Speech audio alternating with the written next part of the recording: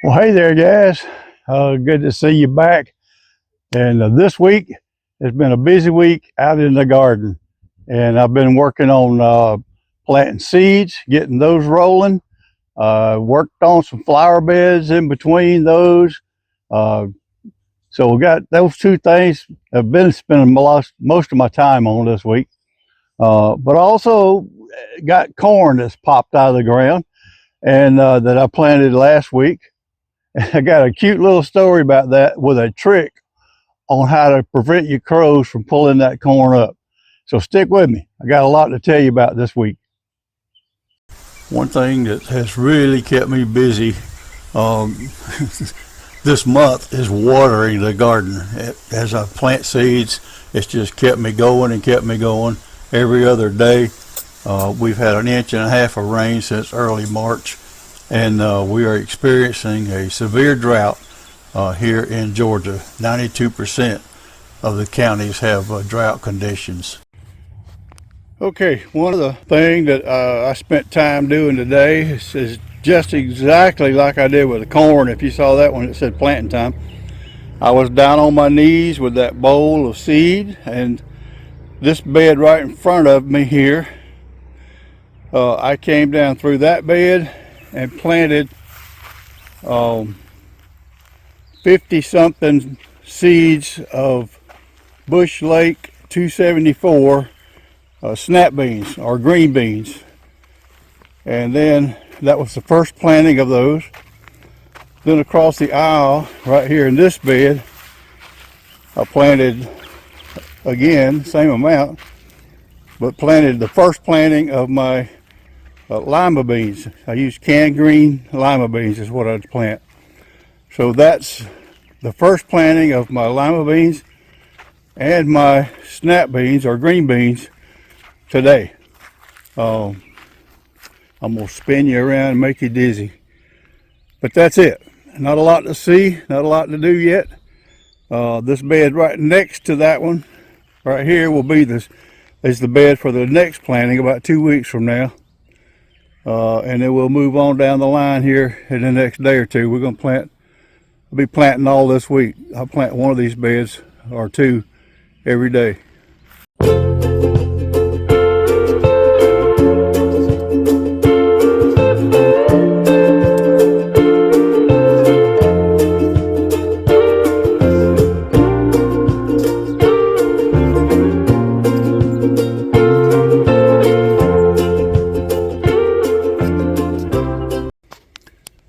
Took a few minutes today to get this flower bed by the driveway under control to some degree. You see I've got some Dutch irises blooming here, the purple ones. Forsythia bushes are already finished. And down here I've got a few mixed purple Dutch irises mixed in with some yellow swamp lilies. And both happen to be blooming at the same time. I tried to separate them all out so I would have the yellow ones here and the purple ones over there with the others, but it didn't work that way. So anyway, there's the one flower bed. Jump across the driveway here right quick to this side, and got the same thing going on over here, except these yellow swamp irises don't have any blue Dutch irises in with them, but so the yellow parts are just starting to pop out. You can see a little small one there.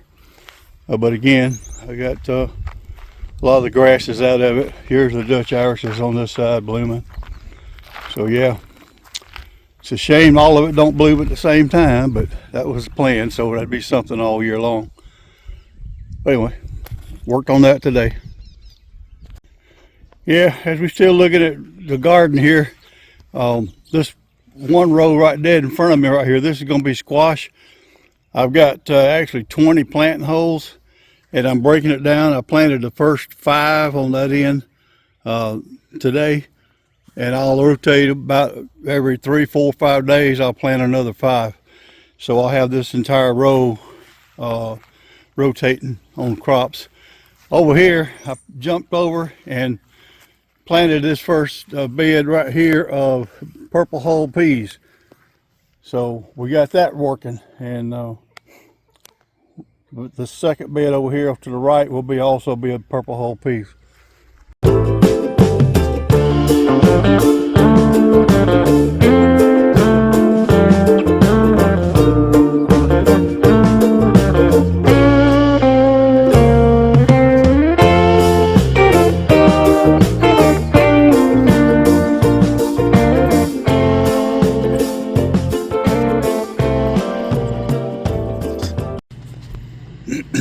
I have this other little corner garden. I'll call it my rose garden.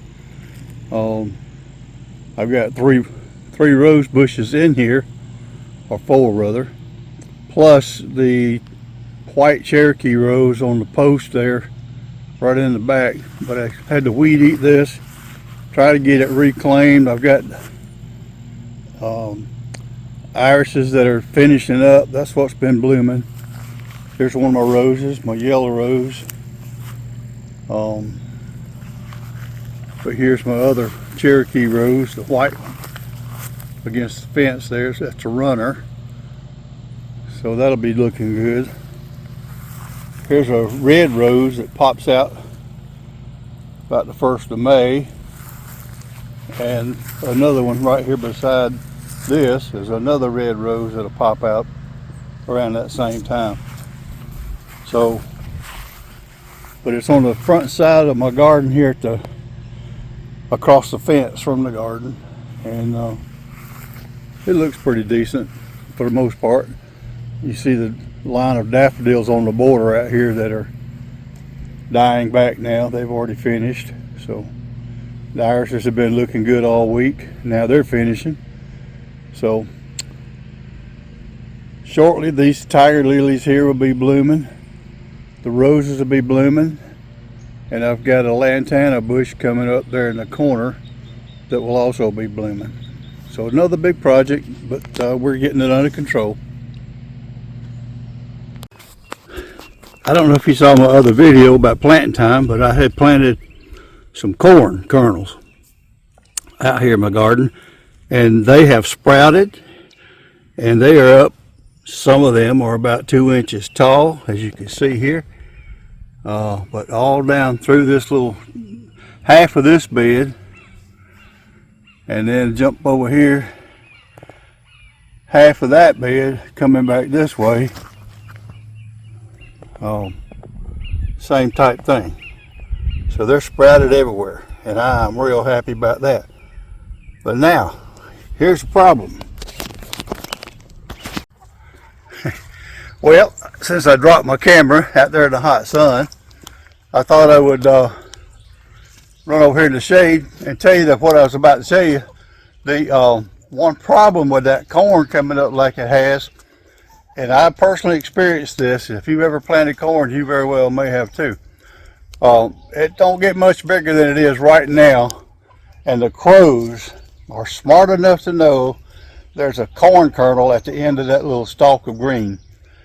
And on a couple of years when I planted like that, it took me 2 years to learn my lesson, or learn the lesson. But I walked out there one day expecting to water the garden, and every kernel was pulled up completely. The corn piece was gone, the corn kernel was gone, but the plant was pulled up and laying in the dirt, dried up and wilted. Nothing left to replant. Had to plant them all over again. Next year, had exactly the same thing happen. And I was talking to an old-timey farmer here in our area. I happened to mention that to him, and he said, "Well, let me tell you, son, what the problem is. I had to fix that." I said, "All right, tell me what it is."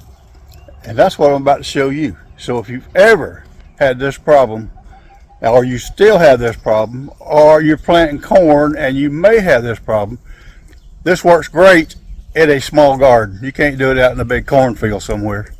But I'll show you.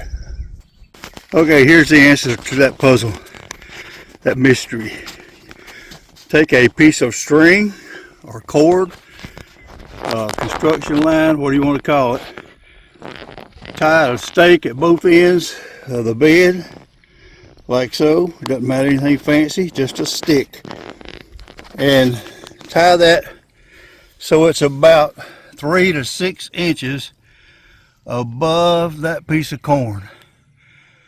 And crows will never walk under it to pull up the corn. That's been my experience. I've tried it several years before I quit growing corn. Before I tried it, I lost them 2 years in a row. After I've tried it, which was 3 years more, I didn't lose any. So good luck with that if you try it. Well, that kind of wraps up my week and what it's been like. It's been hectic. It's been busy.